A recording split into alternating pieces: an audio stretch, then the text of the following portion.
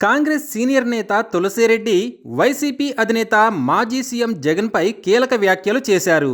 ఓ ప్రముఖ యూట్యూబ్ ఛానల్కు ఇచ్చిన ఇంటర్వ్యూలో ఆయన మాట్లాడుతూ జగన్పై ఆసక్తికరమైన వ్యాఖ్యలు చేశారు. జగన్ ఓ పోరాట యోధుడిగా తులసిరెడ్డి అభివర్ణించారు.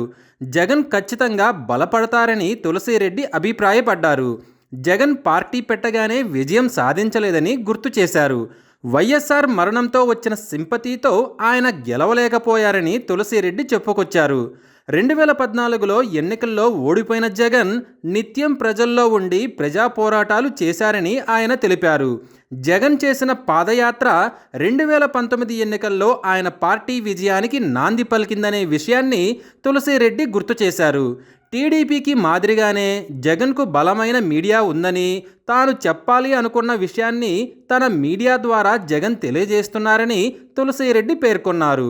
పార్టీలో నాయకులు వస్తుంటారు, పోతుంటారు, అది పెద్ద విషయం కాదని, కానీ విజయసాయిరెడ్డి వంటి నేత వైసీపీని వీడటం ఆ పార్టీకి కొంత ఇబ్బందికరమే అని తులసిరెడ్డి అభిప్రాయపడ్డారు.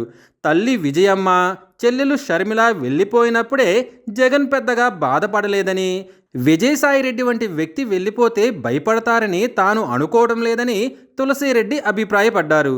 అయితే చంద్రబాబు మాదిరిగా భయపడి టీడీపీ నాయకులను బీజేపీలోకి పంపించడం లేదని, ఇబ్బందులున్నా కలిసి పోరాడదామని నాయకులకు జగన్ భరోసా ఇస్తున్నారని తులసిరెడ్డి చెప్పుకొచ్చారు.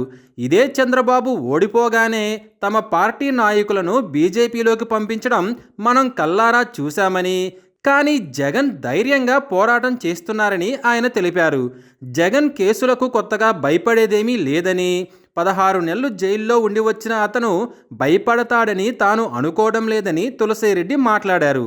ఇప్పటికే చంద్రబాబు హామీల అమలు చేయలేకపోతుంది, దాన్ని ఎవరు క్యాష్ చేసుకుంటారో చూడాలని తులసిరెడ్డి చెప్పుకొచ్చారు.